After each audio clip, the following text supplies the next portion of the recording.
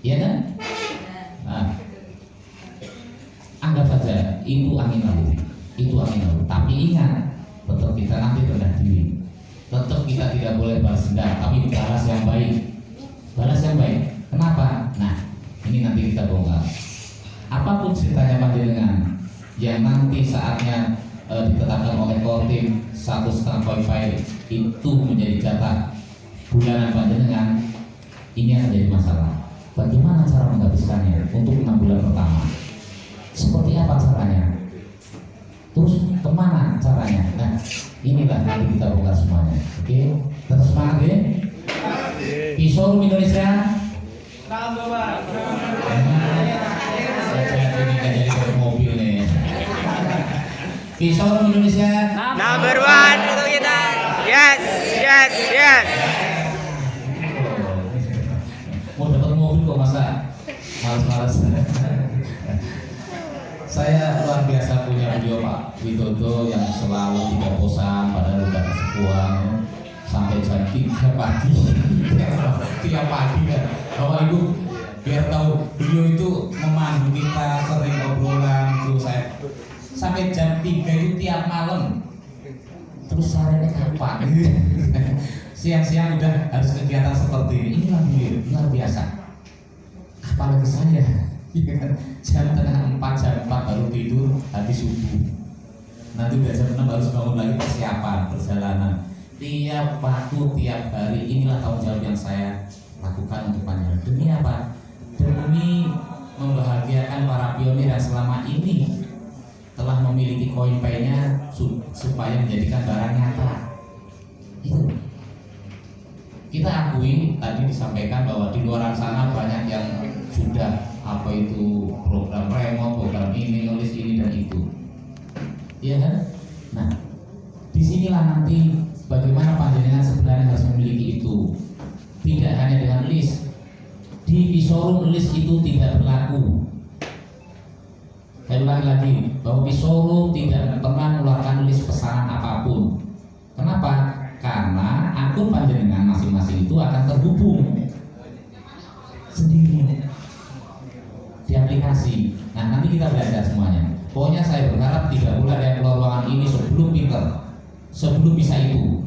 Kenapa? Itu kuncinya panjenengan selama ini praktik-praktik itu petir, ya kan? Nah, bagaimana akun saya terhubung dengan dealer yang terdekat? Terus bagaimana nanti caranya saya bisa memiliki itu? Nah, bukan hanya like tadi dukungan saja, tapi lebih pada bagaimana caranya saya bisa masuk ke sana. Apalagi per tadi malam, kemarin itu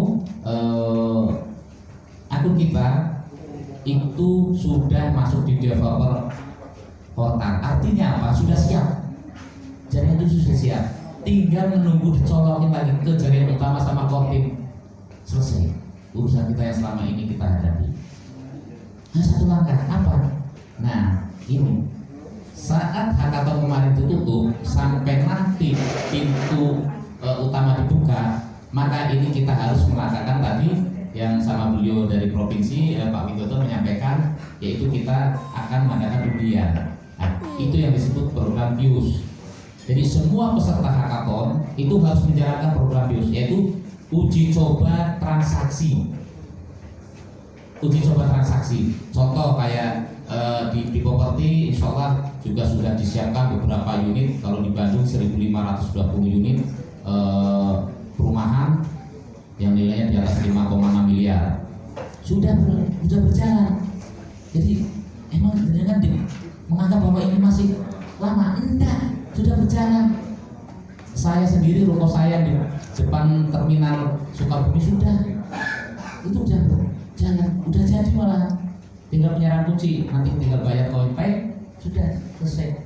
Yang di Cibadak sudah mulai, di Pemda Cibino sudah mulai itu fondasi.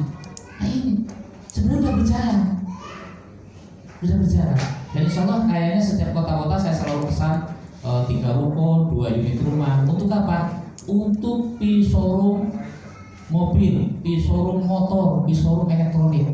Dan yang 2 adalah untuk rumah tafikuran dan rumah singgah untuk para musafir. Itu.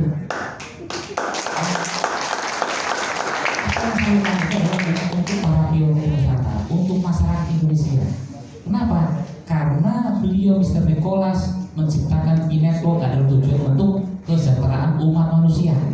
Umat manusia, bukan Indonesia, bukan Cina, bukan Inggris, bukan Amerika, tapi umat manusia semuanya. Nah, termasuk diantaranya adalah 4 besar Indonesia. Ya panjenengan semua ini. Inilah penggerak dunia. Jangan mungkin hanya orang tadi, orang roto, orang mana lagi. Iya kan? Karangaju, orang mana? Saya nggak tahu. Nah, tapi panjenengan adalah setelah panjenengan punya akun Pinetwork, panjenengan sama dengan orang Amerika, sama dengan orang Inggris, sama orang Jepang. Jadi samanya, jenengan sama, mereka juga sama. Saat buka akun Pinetwork, kliknya saat gambar petir, ya sama, ya kan? Ngisi email, ngisi data, sama seperti itu frontnya. Ada yang beda, cuma bahasanya, ya kan? Nah, ini dengan Pinetwork, jenengan tuh disejajarkan dengan saya. Maka jangan kaget, nggak usah diambil hati saat mereka mengatakan halu dengan angka-angka yang seperti itu. Bukan, kebetulan karena nilai konversi kita memang tinggi kan gitu kan. Bukan itu masih rendah, sehingga kelihatannya, wow gede banget. Aslinya nggak juga kan, kalau di Amerika cuma berapa dolar tuh, di Cina berapa, iya kan? Di Arab Saudi real berapa? Hanya di Indonesia saja ketemu bilangannya, wow, duitnya sopo itu, kan gitu kan? Nah, yang perlu diketahui bahwa koin Pi adalah belum untuk hari ini belum menjadikan alat bayar, tapi alat tukar, alat barter. Hati-hati jangan kesalah, bukan alat bayar, karena alat bayar di Indonesia tetap adalah rupiah. Itu apapun ceritanya. Namun demikian mudah-mudahan tidak lama lagi Indonesia pun akan mengeluarkan hal yang sama, yaitu rupiah digital. Oke, rupiah digital. Dan alhamdulillah beberapa waktu yang lalu, sekitar 2 minggu yang lalu, setelah saya pertemuan di Bogor itu untuk transaksi kripto di Indonesia sudah legal, sudah resmi. Artinya tinggal 2 tahap lagi, yaitu nanti CBDC, Central Bank Digital Currency-nya, yaitu yang mengatur transaksi kita tentang Bitcoin atau transaksi-transaksi tentang online. Itu nanti CBDC akan di launching. Mudah-mudahan sesuai dengan janji Gubernur BI itu tidak sampai bulan Agustus itu sudah di launching. Nah, terus apa manfaatnya di kita? Ya jelas bermanfaat, karena semua transaksi kita akan di Indonesia akan terekam di sana, yang kemudian akan disusul dengan launching dengan rupiah digital. Nah, bagaimana cara penggunaannya, hubungannya dengan Pinetwork? Nah, ini Pinetwork juga, CoinPay juga adalah alat bayar digital, alat bayar digital, sehingga nanti akan bisa mudah panjenengan mengupgrade itu. Tidak harus dengan selama ini mungkin mikir kalau nanti koin open minded, saya ke bank nuker koin dapat miliaran, jadi miliarder. Ya enggak seperti itu. Bukan itu.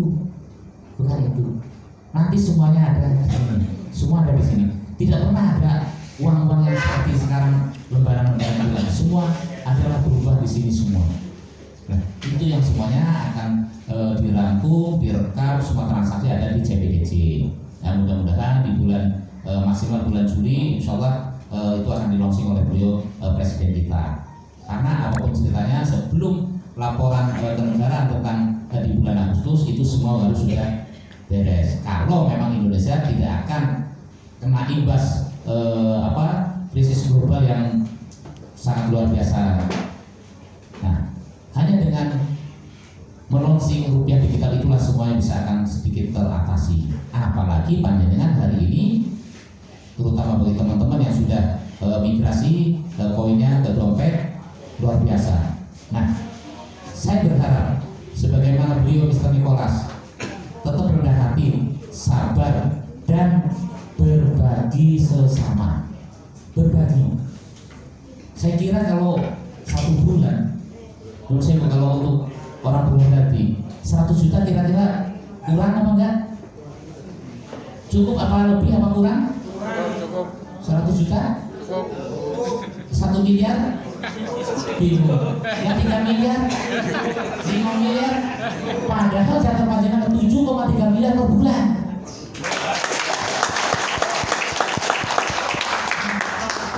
Bagaimana dicoba? Ayo coba. Padahal itu 6 bulan pertama harus habis loh. Kenapa? Karena di evaluasi bulan ke-7 itu kemudian akan ditetapkan apakah orang Asia ini perlu 1,5 atau cuma setengah koin atau bahkan 5 koin. Jangan salahin. Waduh, 1 juta kurang piye ini. Panen gokek kok. Kayak Pak dia tuh panennya oke. Iya kan? Itu.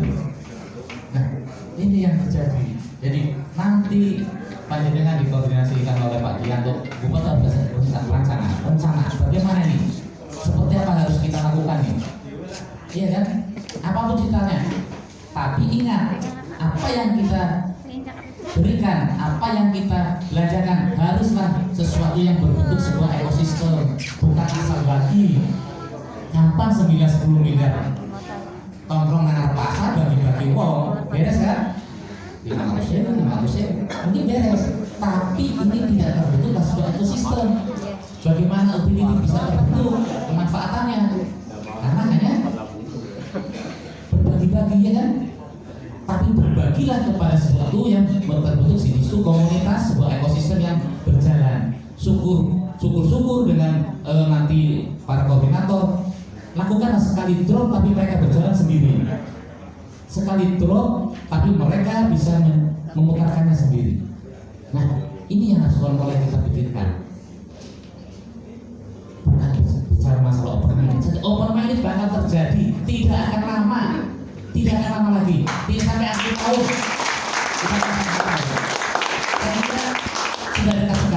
Saya kira sudah dekat sekali. Ya.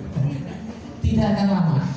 Tapi bagaimana kita bicara program apa yang harus kita siapkan, yang akan kita kerjakan, itulah semua sekarang. Siap ya teman-teman, Bapak Ibu? Siap. Semangat? Semangat. Apalagi saya lihat di sini kan banyak juga kalangan muda ini. Saya kira banyak sekali kalangan muda di sini.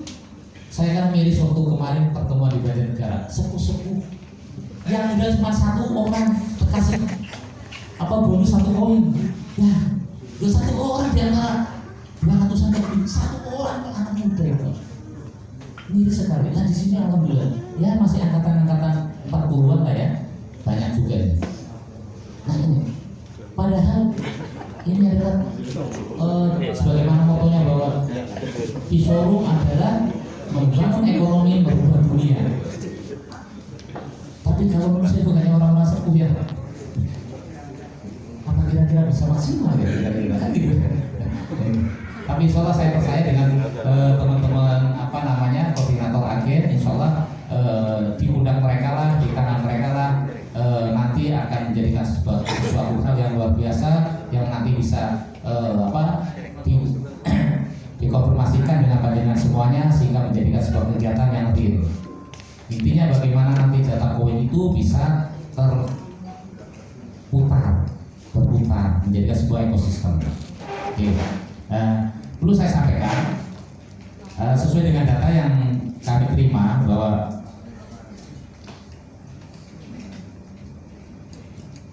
data per 1 minggu berapa ini?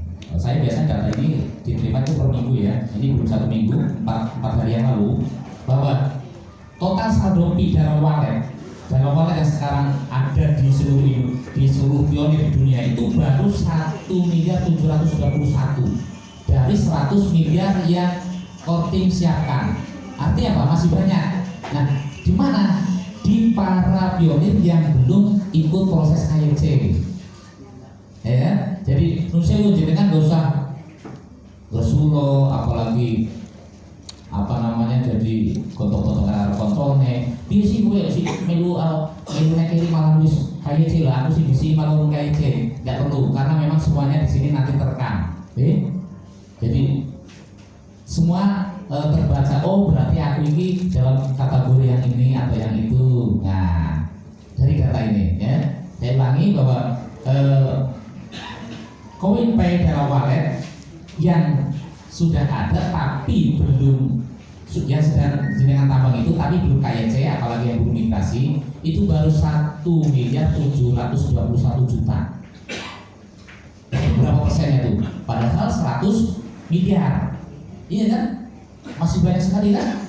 Nah, kemudian yang kedua, nah bagi yang sudah KYC tapi terkunci, nah udah migrasi terkunci, ada yang 3 tahun, 2 tahun, setengah tahun, ada sekian persen ya, itu baru totalnya itu adalah 1.288.000.000 sedunia nih, sedunia. Masih banyak banget. Nah, kemudian total yang siap bisa dibelanjakan atau sudah migrasi, sudah masuk dompet P-Magnet itu baru berapa coba? 435 juta. Padahal berapa tadi?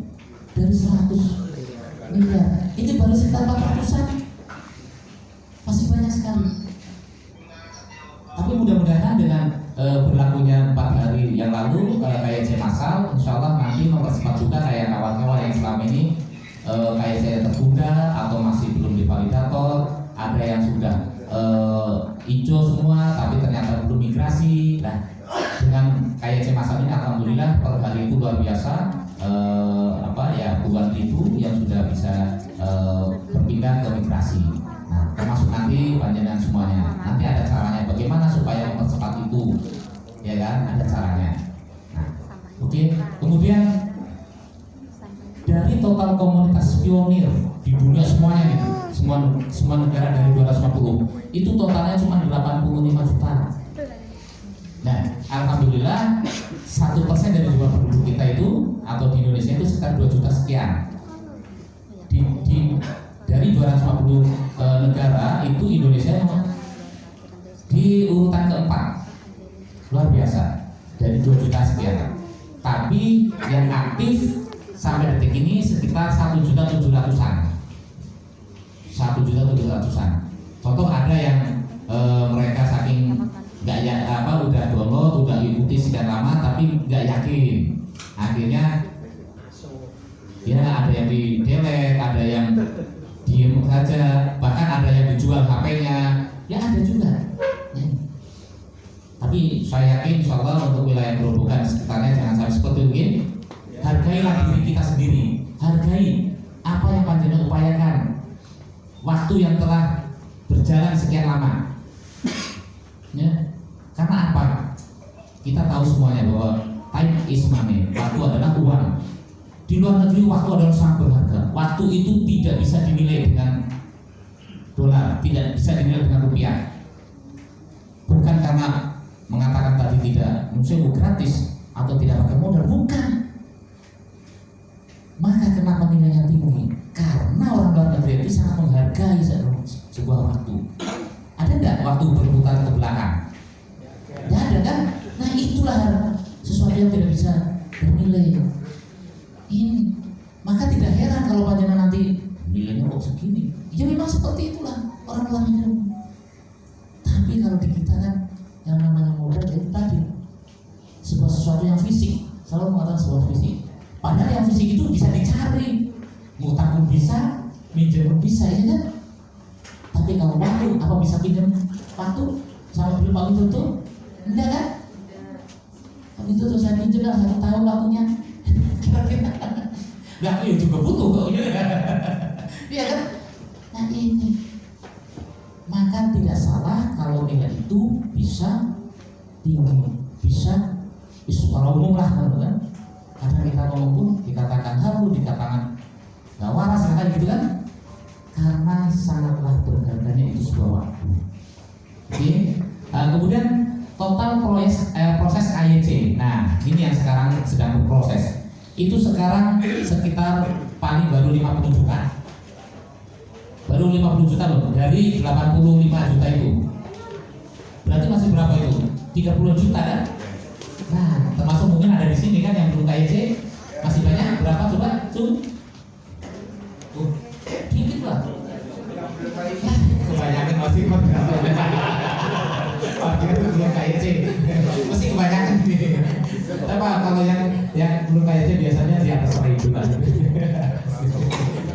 bawah 1000 itu 1300 1400 biasanya ada lama. Tapi kalau di bawah itu ya, apalagi yang baru sekitar di bawah 100 biasanya 3 hari kemudian KYC. Nah itu jadi masih sekitar 30 jutaan lebih yang belum KYC. Oke, nah termasuk Panjenengan saya yang sabar. Oke. Kemudian yang lulus KYC. Nah, tadi sudah KYC tapi belum lulus nih. Ya kan? Baru sekitar belum sampai 5 juta. 4 juta sekian. Jadi tadi dari 35 ternyata yang lulus KYC baru sekitar 5 juta. Bayangkan dari 85 juta loh. Turunnya yang sudah KYC dan udah itu kok cuma 5 juta. Berapa persen itu kan? Jadi proses-proses itu pun harus kita lalui lagi. Ya mudah-mudahan untuk sabar lah, gitu kan? Nah, terus berapa sih orang, berapa sih instansi yang selama ini ikutan? Nah sebenarnya begini, ini kan sebuah proyeksi antar negara ya, antar negara. Jadi sebelum jatuh ke tangan kita lewat top leader nasional, kayak beliau-beliau yang di sana itu, kawan-kawan saya itu, sebelum jatuh ke tangan kita itu sebenarnya sudah dipakai dulu oleh para instansi pemerintah. Jadi kan bisa saja cek nanti Pustomor PLN, Pustomor BRI, pasti dia sudah nambah juga. Nomor-nomor Pustomor itu kalau mandiri 1407 berapa itu, terus di saving, terus masukin ke security circle, pasti dia udah cetak. Terus BRI customer berapa pasti dicetak ting. Ternyata mereka udah duluan dan mereka itu ratusan ribu duluan itu. Sebenarnya kita itu hanya nambang ya bagian kecilnya aja. Mereka itu kenapa? Karena saat nanti open minded semua negara akan memperlakukan yaitu penyesuaian harga, penyesuaian nilai. Nah begitu mereka para instansi yang belum melakukan itu pasti kelabakan tentang perubahan anggaran, iya kan? Nah seperti di Menteri Pertahanan, Menteri Sosial, Menteri Pertanian, Perdagangan, semuanya nambah. Coba saja sekarang kalau ngerti di Pustomor itu BR Bank itu, terus dimasukin ke security circle-nya jenengan. Nah, kira-kira tahu nggak security circle? Aduh, jadi gimana ya Pak? Aduh, lagi ini gimana nih?